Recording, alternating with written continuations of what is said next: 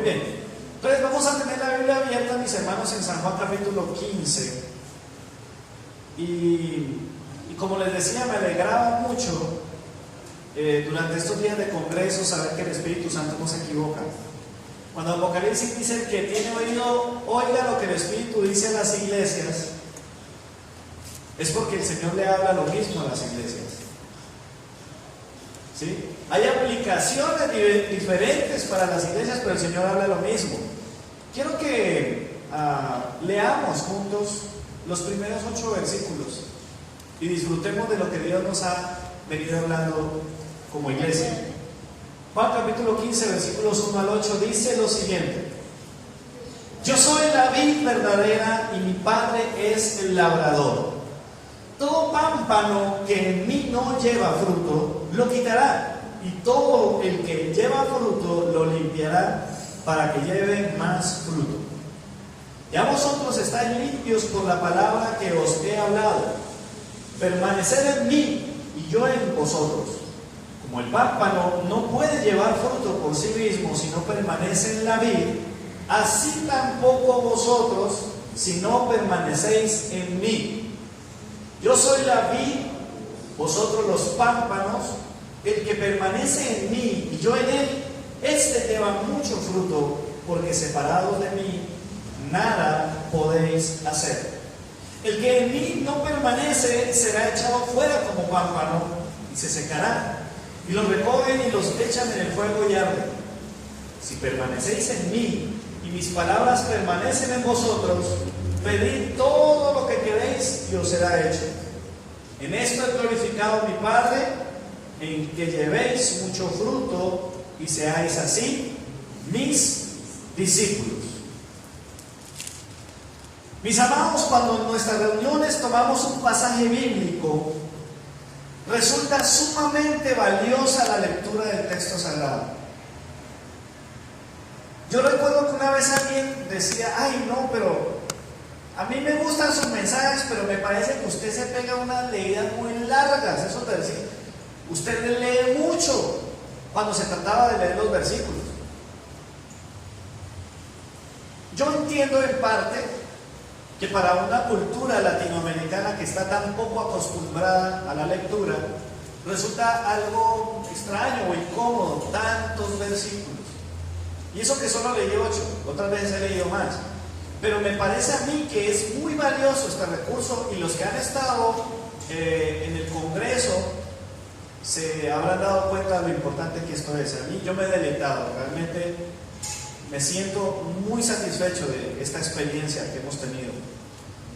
Y es que algo que también nos ha hablado el Señor es que cuando suena la palabra del Señor en las congregaciones, debemos aceptar que es el Espíritu mismo, el Verbo eterno, el que se está haciendo escuchar. ¿Cuántos dicen amén? Es decir, mientras está sonando la lectura del texto sagrado, mientras se lee la Biblia, es el Espíritu Santo mismo, el Verbo eterno de Dios, el que se está haciendo escuchar. Por esa razón, nosotros debemos prestar atención. La lectura sin oyentes no tiene sentido. Como diría alguna vez un predicador, si quiere anotes esta frase, me encantó: si quieres escuchar la voz de Dios de manera audible, lee la Biblia en voz alta. No sé si alguno ya lo ha visto, pero me encantó la primera vez que la vi. Se la repito: si quieres escuchar la voz de Dios de manera audible, lee la Biblia en voz alta. Y yo creo eso. Hay mucha gente que dice: ay, ¿cómo así que el Señor habla y que lo hace audiblemente? Yo quiero eso. Pues yo me sentiría muy feliz el día que yo tenga una experiencia tan impactante como esa, experimentar como un susurro, algo físico en mis oídos. Me encantaría. Si sucede, amén. Pero me gozo sobremanera cuando a través de los siervos del Señor, mientras se lee la Biblia, los versículos, estoy recibiendo palabra del Señor. Es la voz de Dios. Es lamentable que muchas veces las iglesias creen que la experiencia de la lectura bíblica solo se ejercita en el edificio que llamamos iglesia. ¿Las iglesias quiénes son? Nosotros. Lo que el Espíritu Santo dice en las iglesias tiene una aplicación congregacional, pero es eminentemente personal. El que tiene oído para oír, que oiga lo que el Espíritu dice en las iglesias. Pero es urgente, hermanos, que en devoción anhelemos la lectura y por ende audible recepción de la palabra escrita, esa palabra que escribió el Señor. Decía, es un desafío para el pueblo latinoamericano, ¿sí? ¿Por qué? Porque dicen muchos que el latino habla mucho. Somos buenísimos para hablar, pero malísimos para leer, y dicen algunos peores para escribir. Es muy escasa la producción literaria a nivel latinoamericano, en comparación con otros países, claro está. Ahora, estoy hablando de esto y quiero, para continuar este tiempo de devoción, hacer esta pregunta. Por favor, sin leer. Está prohibido hacer chango. No van a leer la Biblia en este momento. Quiero preguntar. Quiero hacer una pregunta puntual. ¿La Biblia dice que debemos dar fruto?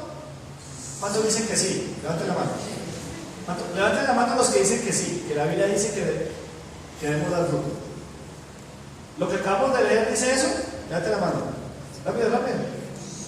Listo, ok. Lo que pasa es que cuando uno los coge a quemarropa uno entiende mejor las cuestiones. Lo digo porque a mí también me ha pasado. No sé si recuerdan un congreso pasado, un predicador hablando de Lucas 15, en la famosa parábola de la oveja perdida, le pregunta a la congregación: cuando el pastor se va a buscar la oveja perdida, ¿dónde dejó las 99? ¿Dónde las dejó? ¿Sabe qué contesta la mayoría? En el redil o en un lugar parecido. Y si usted lee con atención Lucas 15, en el fragmento que habla sobre la parábola de la oveja perdida, dice que el Señor, el pastor de la historia, dejó las ovejas en el desierto. El pasaje que acabamos de leer de Juan 15 dice de una manera muy específica, no que nosotros debemos dar fruto. El verbo no es dar, el verbo es, si lo notó, 7 veces aparece. ¿Cuál es el verbo? Llevar. Así que, mis hermanos, la Biblia, más que decir que debemos dar fruto, dice es que debemos llevar fruto. Yo no estoy hablando de un mensajero que coloca unas frutas en una canasta y se las lleva de un lugar a otro. No. Recordemos que estamos hablando en la figura de una planta y que nosotros somos las ramas de esa planta, y la idea es que nosotros debemos ¿qué? Llevar fruto. Debemos llevar fruto. Mire, es una sutil apreciación, notoria o no para muchos, pero es una tentación que atenta contra nuestra experiencia de lectura devocional. Hermanos, necesitamos aquietar nuestros pensamientos, y eso es algo que se ha hablado. No estoy diciendo poner la mente en blanco, tenemos que tener cuidado porque es un hilo muy delgado entre la verdad y la falsa verdad, o la verdad a medias, que finalmente termina siendo una mentira. El asunto no es poner la mente en blanco, el asunto es aquietar nuestros pensamientos para recibir el pasaje que leemos como si fuera la primera vez. Lo digo porque es una tentación que a mí también me toca. A veces en un mensaje o un predicador, un maestro, hace mención del versículo que va a leer, y ya cuando uno tiene mucha experiencia, y eso es un problema para los antiguos en la fe, es que dicen, yo ya sé de qué habla ese pasaje, y entonces no abrimos la Biblia. Ese pasaje yo me lo sé, hasta me lo aprendí de memoria en la escuela dominical. Eso es una falta de reverencia, porque entonces estamos diciendo que la palabra de Dios no es viva y eficaz. En cambio, cuando asumimos la actitud de un discípulo, nomás se pronuncia el versículo que vamos a tocar, el pasaje. Como buenos discípulos tenemos que estar a la expectativa de lo que Dios va a decir. Por eso muchas veces no notamos la profundidad de los pasajes, de las enseñanzas. Si no ha leído Lucas 15, en el ejemplo que les di de la oveja que se perdió y donde el pastor dejó las 99, se lo dejo de tarea. Entonces, ¿qué toca hacer? Tenemos que silenciar nuestros pensamientos para prestar atención y hacer lo que aprendimos según dice el libro de Ageo: oír. ¿Cuál es la palabra? Shama. Oír inteligentemente. Si queremos tener una mejor vida devocional, tenemos que aprender a hacer esto. Y de vez en cuando dejen que el pastor se lo recuerde. ¿Sí? No se sienta mal, ay, el pastor sí ya lo ora con eso. No, esto hace parte de nuestra vida. Uno de los invitados del congreso decía: llevo 5 años predicando de lo mismo en la iglesia.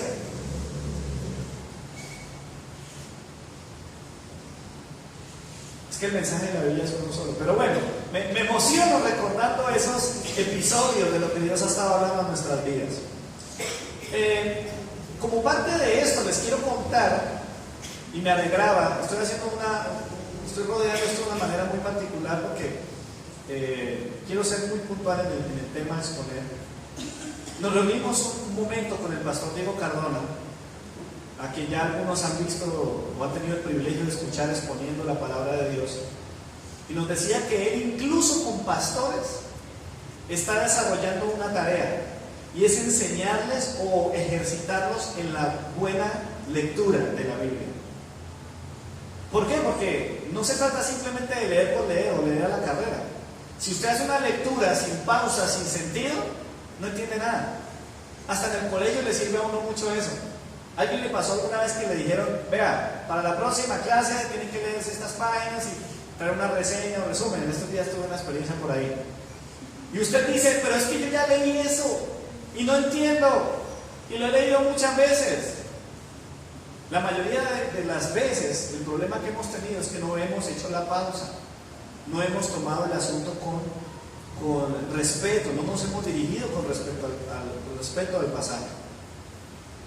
Entonces él decía eso: yo estoy trabajando con algunos pastores para enseñarles a cómo leer el texto bíblico durante sus mensajes. Yo sé que necesito aprender y les cuento algo. Yo soy de los que escucha su propia predicación y lo hago de una manera muy crítica. Me siento en la oficina, pongo el video de la predicación del domingo y empiezo a evaluarme. Y a veces digo: uy, ¿yo cómo dije eso? Uy, yo leí eso tan mal. Y en cierta manera me he empeñado en mejorar en ese aspecto. Por eso les decía, no se trata de leer muchos versículos. No es tampoco adquirir velocidad al leer, ¿no? Porque hay gente que dice: no, es que yo quiero las técnicas americanas de estudio para leerme un libro gordo de esos rápido. Y lo tremendo, ¿no? Con comprensión. No, con la Biblia no podemos hacer eso mismo. Pero hay algunas ideas que les quisiera compartir para poder mejorar en la lectura bíblica y hacerlo con sentido. Algunas pautas. La primera: lea más de lo que lee usualmente. ¿Sí? ¿Qué vamos a hacer? Vamos a leer más de lo que lo hacemos usualmente. Hágase el deber. Escuchaba, otra cosa que hice en estos días fue escuchar la predicación del hermano Roberto. Roberto Carlos predicó el 21 de febrero y escuché el mensaje. Fue un problema para extraer las piezas del celular del cual se grabó. Eso fue un camello. Pero tan pronto logré consolidar el mensaje predicado ese día, me lo disfruté y me senté en mi oficina e hice lo mismo, en una actitud de discípulo del Señor. Porque cuando Alejandra, Saíd o cualquier otro se para frente a la iglesia a compartir un mensaje de la Biblia, yo estoy escuchando más que la voz de estos hermanos, la voz del Señor. ¿Cuántos están claros en eso? Entonces, él decía en uno de sus ejemplos: todo el mundo sabe que es buena la lectura, y dicen algunos que deberíamos intentar leer unos 10 libros al año. ¿Sí? No sé si recuerdan eso, pero yo me vi la predicación esta semana y eso me quedó aquí. Al menos uno, completico, bien leído. Entonces, primera pauta: lea más de lo que lee usualmente. Segunda, Si se trata de la Biblia, no se quede con una sola lectura, o sea, no se quede con un solo pasón. Hágalo varias veces y hágalo pausadamente. Haga de cuenta como, ¿cuántos alguna vez estando enamorados recibieron una carta de amor? ¿Cierto? ¿Qué pasa con ese WhatsApp amoroso?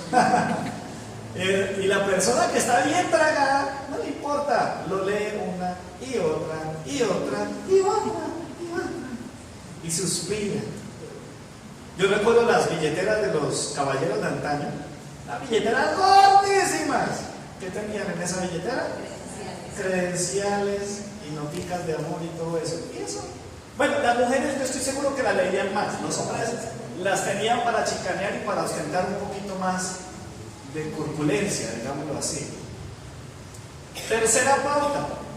Si cuenta con tecnología celular o aplicaciones de grabación, yo le invito para que se grabe usted mismo leyendo la Biblia y escúchese. Es básicamente lo que yo hago con mis mensajes. Coja en un celular, muchos celulares, incluso los más sencillos, tienen una cosita, una aplicación en el menú que se llama grabador de voz o algo así. Haga la tarea, diga, bueno, voy a leer esta semana Lucas 15, Juan 15, no solo los 15, no, cuidado, no va a ponerse en eso, que hay gente tan supersticiosa, yo sé que aquí no, pero en otros lados, que hasta van y juegan un chance en el 15-15 porque el pastor mencionó, ay Señor Jesús, yo sé que aquí no, pero en el nombre de Jesús, yo le voy a pedir, léase un capítulo o un segmento de la Biblia y grábese. Cuando haya terminado, ¿qué va a hacer? Va a reproducir lo que grabó y va a tratar de corregirse. Uy, vuelva a leer. Es más, confróntelo con una lectura de esas que están subidas en internet. En internet está la Biblia leída. Compare su lectura con la de otro y se va a dar cuenta que podemos mejorar. Y de una manera muy interesante va a descubrir que la Biblia se hace más comprensible, más clara. Otra cosa, puede leerla varias veces, pero también lo puede hacer en varias versiones. Lo he dicho antes, en griego y en hebreo y algunas porciones de arameo, la Biblia está escrita en el original. Entonces las traducciones al español difieren por sinónimos, palabras, las hilaciones según el traductor son distintas, pero en todas ellas podemos encontrar riqueza. Hay algunas que no son muy buenas, pero si usted quiere saber más al respecto, pregúnteme, ¿cuáles me recomienda? Yo con mucho gusto le puedo ayudar en eso. Y lo cuarto es intente leer algo,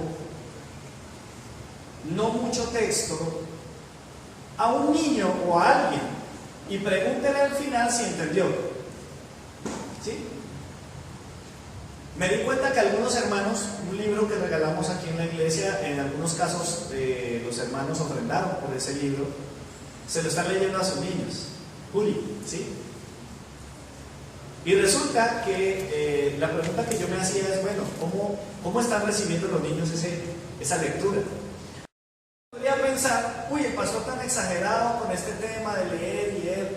Lo que pasa es que cuando hice la evaluación con la pregunta si la Biblia dice que debemos dar fruto, la mayoría, y me incluyo en algún momento de mis devocionales, yo aseguraba que este pasaje estaba diciendo que nosotros debemos dar fruto.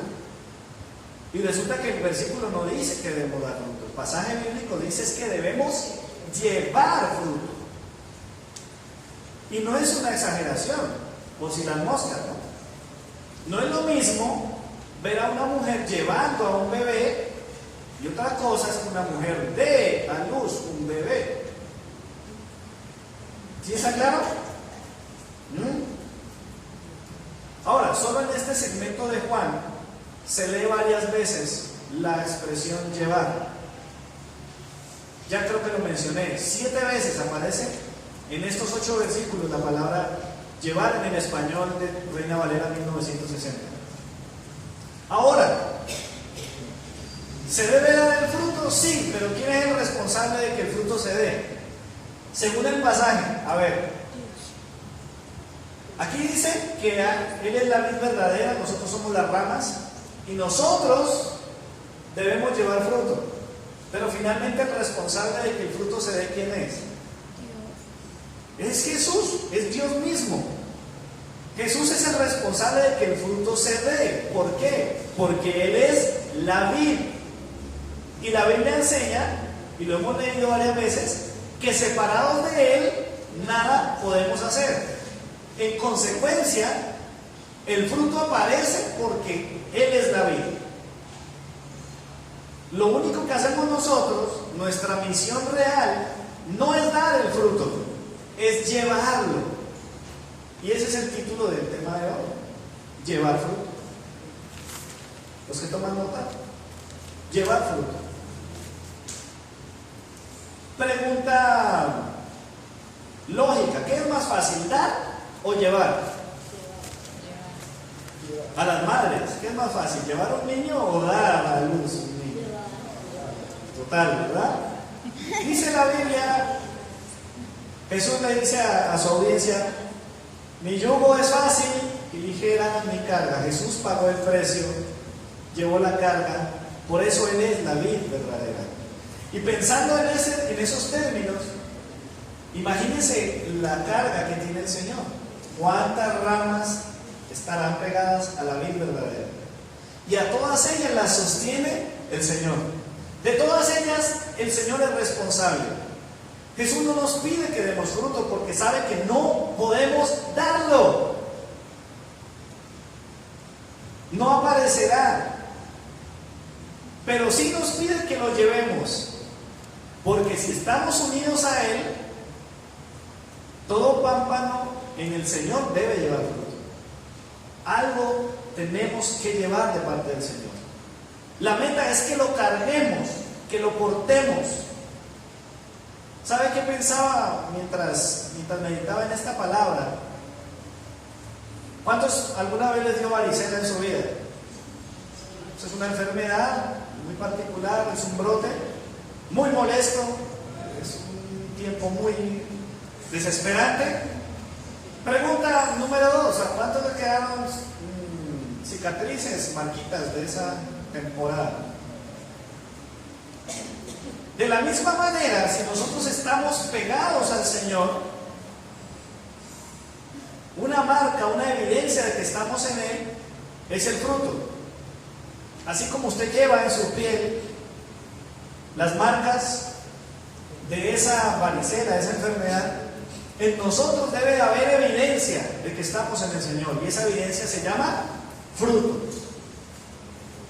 La palabra que traduce en este pasaje, cuando la Biblia dice llevar fruto, es la palabra fero del griego, y no tiene mayores profundidades en su significado, pero se puede definir de 3 formas: llevar, cargar o sustentar.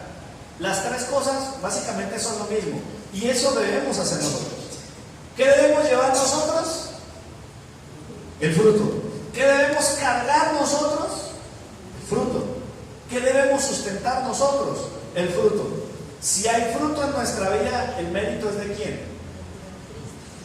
Oiga, qué peligroso es cuando una persona empieza a hablar de sus frutos.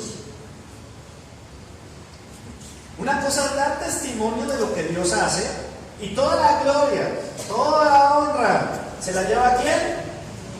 El Señor. ¿Hay fruto en tu vida? Gloria a Dios. ¿Cuántos tienen a un vecinito que tiene fruto? Salúdelo, dígale gloria al Señor. ¿Por qué? Porque el fruto depende de quién, de Él. Pero ¿qué sí depende de nosotros? Llevarlo, hacerlo evidente, ser esa rama cargada de fruto. ¿Han escuchado ustedes esa expresión? Cuando una persona va por las calles de nuestra ciudad y ve un árbol, un palo de mango, y ese árbol tiene muchos mangos, ¿qué dice la gente? Está cargadito, apenas para subirse o para buscar algo para jalar con esos mangos. Entonces nuestra misión es llevar fruto. Él ha hecho brotar el fruto en nosotros. Jesús lo hizo. Y si es cierto que somos de Cristo, debemos llevar fruto. Dígale a su vecino: usted tiene que llevar fruto. Ahora, es que lo que llevamos no es cualquier cosa, hermanos. Ese fruto es irreemplazable. Hay lugares del mundo, miren, hay sembrados, hay cultivos, algunos frutos, algunos árboles, no se dan en todos los terrenos. ¿Sabía usted? Hay cosas que solo se dan en ciertas regiones, en ciertas alturas. Y si eso se vive en el mundo vegetal, en el reino vegetal, con frutas comunes y corrientes, debemos entender que lo que Dios está diciendo que debemos llevar es algo maravilloso, sobrenatural, es irreemplazable. No lo podemos replicar, no lo podemos clonar, ni por medios humanos ni artificiales. Por eso es que el Señor le dio tan duro a los fariseos. ¿Qué decía el Señor? Continuamente una frase, una palabra maluca, pesada, que usted nunca quiere que se la digan a usted. ¿Qué le decía Jesús a los fariseos? Hipócritas, ustedes parecen pero no son. Falsos. Hermanos, el fruto que debemos llevar es el fruto del Señor y no es cualquier fruto. Una buena rama, entonces, ¿qué hace? Lleva fruto. Y si es de esas mejores ramas, porque algo que hemos aprendido en el cultivo de la uva es que hay algunas ramas que se convierten en unas ramas muy especiales. Se convierten en unas varas muy buenas, robustas, y entonces esas llevan más fruto. Asociado íntimamente con el verbo llevar, aparece otra palabra que hemos mencionado repetidas veces, y es la palabra fruto. En el griego original, fruto tiene un significado simple pero directo. La palabra es karpos y significa fruto.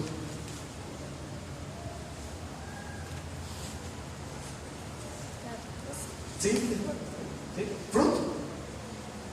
Fruto es el producto de un árbol o arbusto, o como dicen algunos, el resultado final de cualquier actividad. Es cierto, hermanos, que la obra del Calvario hizo efecto en nuestras vidas. ¿Amén? Amén. Si eso es verdad, tiene que haber un resultado. No puede seguir siendo el mismo. ¿Cuántos dicen amén? Amén. Todo el resultado, el fruto de lo que Cristo hizo en la cruz del Calvario, lo que el Espíritu Santo ha estado haciendo, si es que lo recibiste, tiene que verse. Tenemos que llevarlo. Esta palabra es muy importante y es tan antigua como el Génesis, pero es muy amplia. Tan amplia que, como lo he dicho en otras oportunidades, que es el fruto, y definir todo lo que esto significa es muy amplio, pero no lo daré ahora. Tomaría varios mensajes a hacerlo. Pero no, por el momento, hermanos, tomando las palabras de Jesús, nos vamos a enfocar en algo. Si estamos en Cristo, en la vida verdadera, inevitablemente debemos llevar fruto. Versículo 1, ¿qué dice? Yo soy la vid verdadera y mi padre es el labrador. Imagínense al labrador. ¿Será que el labrador, suponiendo que esté fuera del árbol, ¿será que el labrador llega mirando hacia el piso a ver si hay algunas fruticas que se cayeron? Los que han tenido experiencias en finca, eso es muy chévere. Tan rico que se ir a una finca o a una zona de campo, qué rico, y usted ve que hay árboles. Pero yo estoy seguro que usted lo que busca no es en el piso, usted lo busca en las ramas. Usted pone su mirada y dice, y selecciona ese fruto hermoso. Entonces, el labrador no está enfocado en recoger frutos caídos. El labrador está enfocado en mirar las ramas. ¿Quiénes son las ramas? Nosotros. Díganle a su vecino, usted es una rama. Sin hacer bullying, ¿sí? Sin hacer bullying. Que el hermanito es delgado, no se va a poner a recoger con eso, hermano. Somos ramas. Y el labrador viene buscando su cosecha. Y él espera ver esas ramas llenas, cargadas de fruto. Versículo 2 y versículo 8, noten lo siguiente. Dice, todo pámpano que en mí no lleva fruto, lo quitará, y todo aquel que lleve fruto lo limpiará para que lleve más fruto. El versículo 8 también dice: en esto es glorificado mi Padre, en que llevéis mucho fruto. Más y mucho.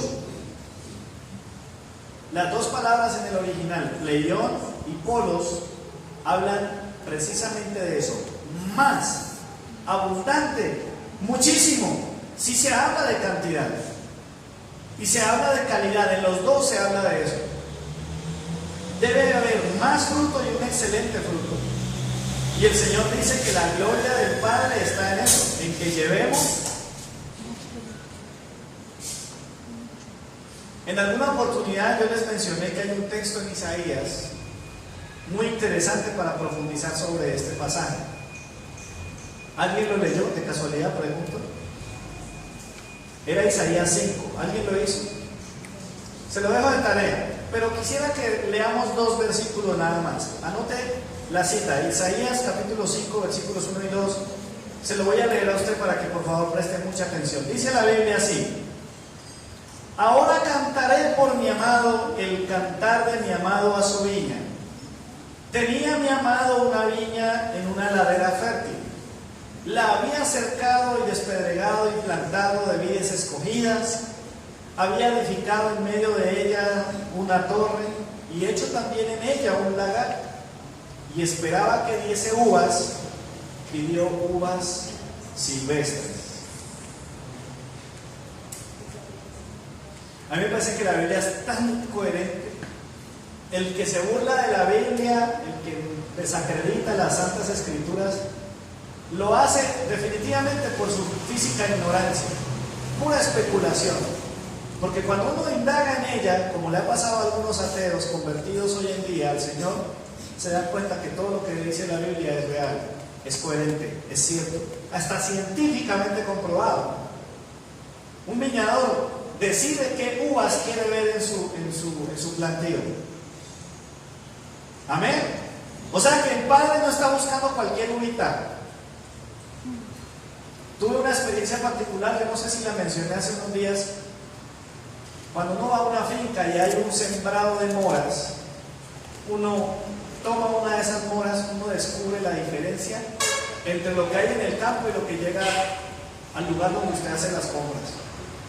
Sinceramente, hasta que me comí una mora directa del palo, recién cosechada, vine a disfrutarme un juguito de mora y comérmela así, vivo y directo. Antes de eso, yo le decía a mi amor: amor, jugos, me gustan este, y de los últimos, el de mora. Pero el día que me comí esa mora legítima, la propia mora, no la mora, hay unas fruticas que se dan también en el camino que son parecidas, pero no son las moras verdaderas. Lo mismo ocurre con las uvas. Estas uvas que espera el Señor son unas uvas especiales, de un sabor dulce. Unas traducciones dicen que el Señor fue a buscar las uvas y no encontró uvas, sino que encontró uvas amargas. Otras traducciones dicen uvas venenosas. Es decir, ¿cuántos creen que de Cristo solo viene cosa buena? Porque muchas veces la gente no cree en el Señor, porque nosotros no llevamos el fruto que debemos llevar, llevamos otra cosa. Y la gente prueba eso y le cuento, le da indigestión, le sabe feo. Y hay mucha gente que no frecuentará una iglesia simplemente porque fue a una y lo que probó ahí supo feo. Dios está esperando, amados, un fruto dulce, el fruto que el Señor da. El pueblo de Israel fracasó. Isaías está haciendo una comparación del pueblo de Israel cuando habla de esta figura de la uva. No llevó lo que debía llevar, llevó otra cosa. Y hermanos, es cierto, uno puede parecer y no ser, pero si estamos en el Señor, debemos llevar lo que Dios quiere que llevemos. Y eso es un tema que podemos ampliar en otra reunión. Ahora, Jesús dice en el versículo 1: yo soy la vid verdadera. Es decir, lo que el Padre desea encontrar, lo va a encontrar ¿en quién? En Jesús. ¿A quién? Del cual la Biblia dice: este es mi Hijo amado, en el cual tengo complacencia. El fruto que estaba esperando el Padre desde el Antiguo Testamento hasta ahora es el fruto que solo Jesús puede dar. ¿Y quiénes son los portadores de ese fruto? Digámoslo juntos: yo soy el portador de ese fruto. Debemos llevar fruto, amados hermanos. No debemos llevar poquito. Dios no está esperando poquito. Ojo, no estoy hablando de cantidad, estoy hablando del fruto de Él. Él decide cuál es el fruto. Hasta el fruto está en la soberanía del Señor y la cantidad que llevamos. Pero no puede ser cualquiera. Pero yo estoy seguro que un buen cristiano no desea pasar raspando y llevar cualquier cosita. Como Caín, ¿no? El día de la ofrenda. La diferencia entre Abel y Caín es grande por eso. No fue que el Señor hizo un pesaje o una evaluación técnica del sacrificio. Dios vio en el corazón de Abel ese que quería llevar lo mejor. ¿Usted quiere llevar lo mejor? Dice el Señor: permanezcan en mí y yo en ustedes, porque separados de mí, naranjas, es decir, nada. El versículo 16, ya para ir terminando, dice que ese fruto debe permanecer hasta el día de la cosecha. La cosecha se aproxima. Versículo 16, leámoslo allí. Dice: no me elegisteis vosotros a mí, sino que yo os elegí a vosotros y os he puesto para que vayáis, y aparece otra vez la palabra pero, y llevéis fruto, y vuestro fruto permanezca, para que todo lo que pidiereis al Padre en mi nombre, Él os lo dé.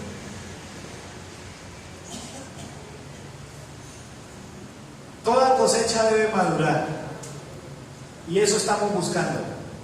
La palabra nos ayuda a madurar, hermanos. El fruto ya lo puso el Señor. Nuestra meta es que ese fruto madure. Por eso tenemos que permanecer en el Señor. Amén. El fruto que llevamos debe madurar para cuando venga el labrador. Y aunque no hemos entrado a considerar aún los detalles relacionados con el fruto, esta es mi conclusión, el texto nos aclara varias cosas. Número uno, por la gracia del Señor, nosotros no somos los que damos fruto. Repito, por la gracia del Señor, nosotros no somos los que damos fruto. Es Cristo. La vid sí da fruto, es lo segundo que aprendemos, pero lo lleva en sus ramas. Tercero, nosotros somos ramas y nuestra misión es llevar ese fruto. Cuarto, llevar fruto es imposible separados de la vid. Quinto, lo que Jesús quiere que llevemos representa la gloria del Padre. Y sexto, llevaremos lo que viene de la vid verdadera. Amén. Llevar no es igual a dar. Nosotros no podemos dar fruto por nuestra propia cuenta. Estar con Cristo inevitablemente nos hará llevar fruto. No debemos dejarlo caer. No debemos ser escasos. ¿Cuántos aquí están en Cristo? Estamos diciendo en este tiempo: permanecer en mí y mis palabras en vosotros. Y ahí viene el fruto. Es inevitable, amados. Así que de aquí en adelante, cada predicación que ha sido enviada por el Señor debe dar algo. Dice el Señor que su palabra no vuelve al vacía. Esa palabra debe cumplir algo en nosotros. Este mensaje, el de la semana pasada, el otro, los del año pasado, el tiempo que tú llevas en la iglesia, debe haber un fruto. ¿Lo estás llevando? ¿Dónde está?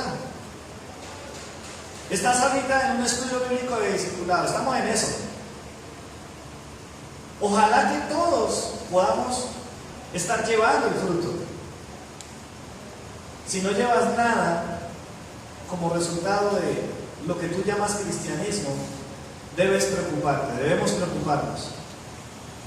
Porque dice el Señor, Es imposible que una rama que se supone está en mí no da fruto.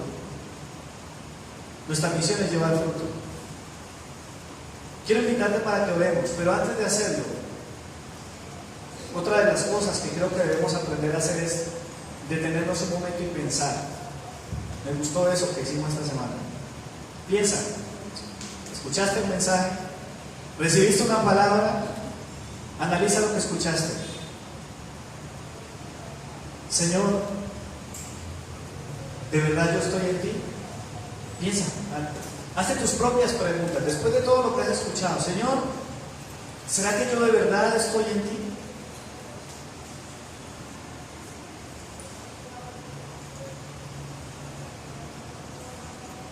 Señor, yo estoy llevando fruto. Lo que hay en mí es tu fruto, Señor. Eso que me has dado, eso que ha brotado en mi vida por haberte conocido, todavía está en mí, permanece en mí, Señor. Aquel producto o resultado de mi vida contigo, Señor, continúa en mí. Señor, soy una rama cargada con el fruto que viene de ti. Lo que hizo el Salvador en mi vida, eso lo llevo en mi corazón. Lo estoy llevando, Señor. Ora al Señor, por favor. Piensa en eso.